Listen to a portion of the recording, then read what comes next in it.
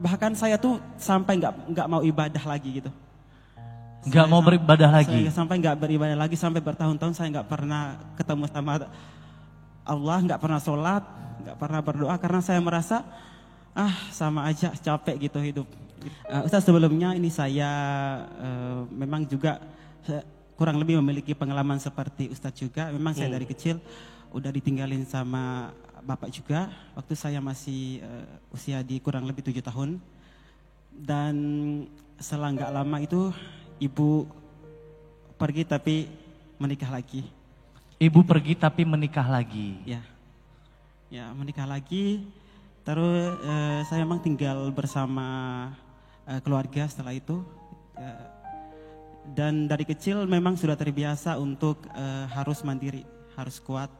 Itu. Jadi akhirnya dari cerita tersebut, kisah tersebut akhirnya membuat saya itu makin kesini membuat saya itu lebih kayak trust issue gitu loh. Trust issue kepada ibu, keluarga sendiri. Keluarga sendiri, oke. Trust issue. Kepada keluarga sendiri. Terus saya merantau ke Jogja untuk berkuliah waktu itu dan memang dari kecil harus sudah mandiri, jadi sampai di Jogja pun saya memang harus bekerja untuk membiayai diri sendiri.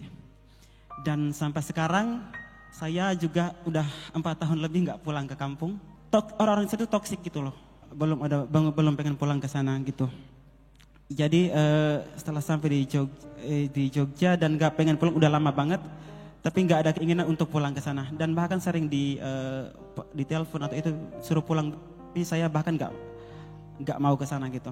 Karena saya berusaha tidak ingin masuk ke zona yang menurut saya itu membuat saya itu jadi lebih sakit gitu, lebih sakit. Nah, dan juga saya juga punya masa lalu yang benar-benar yang sampai saat ini membuat saya nggak bisa ngelupain dan merasa hancur banget. Ya paling urgent sih yang terkait tadi. Memang tidak pengen pulang gitu. Karena dan sebelumnya juga memiliki kerenggangan dengan ibu juga karena yang tadi gitu. Jadi saya itu juga dilema gitu.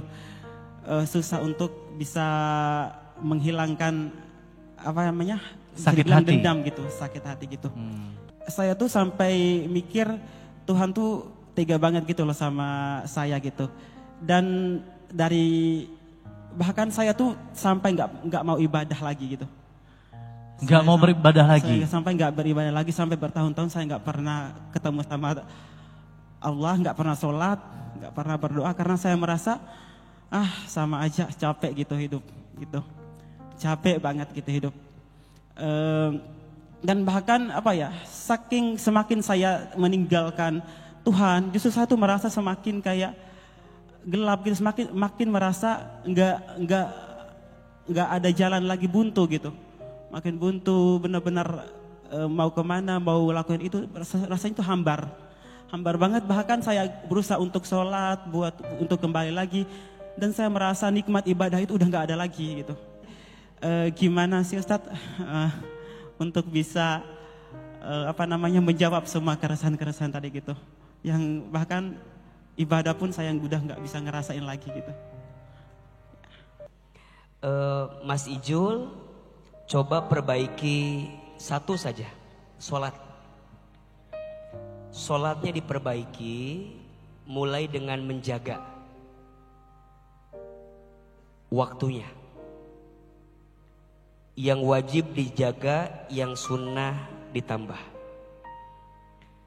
Jalani dulu, rasanya nanti akan ketemu setelah kita melewati dengan semua cara yang kita lakukan. Kita nggak bisa begini. Dalam hidup tuh nggak begini, nggak.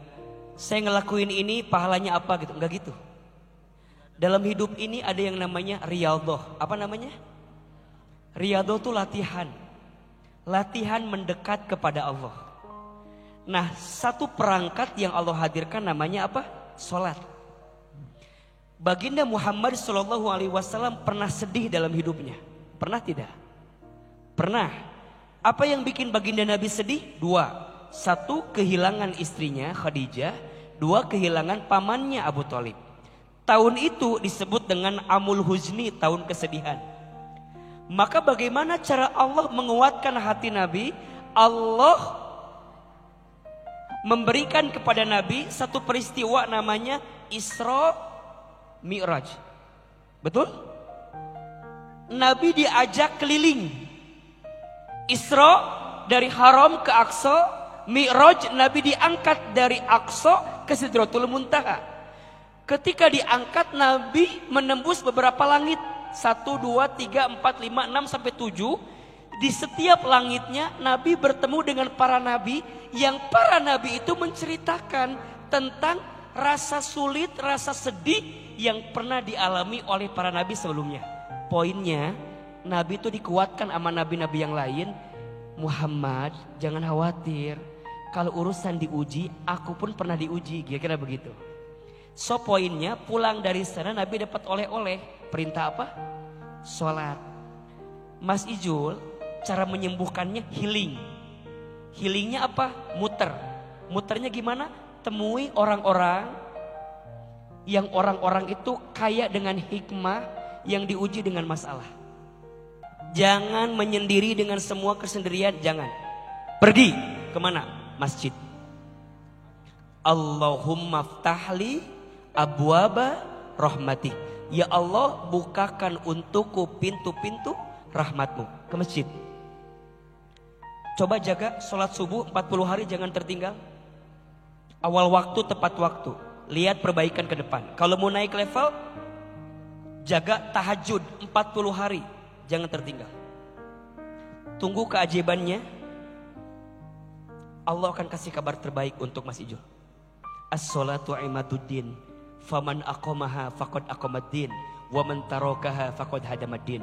Salat itu tiangnya agama. Tegak salatnya, tegak agamanya. Rusak salatnya, hancur agamanya.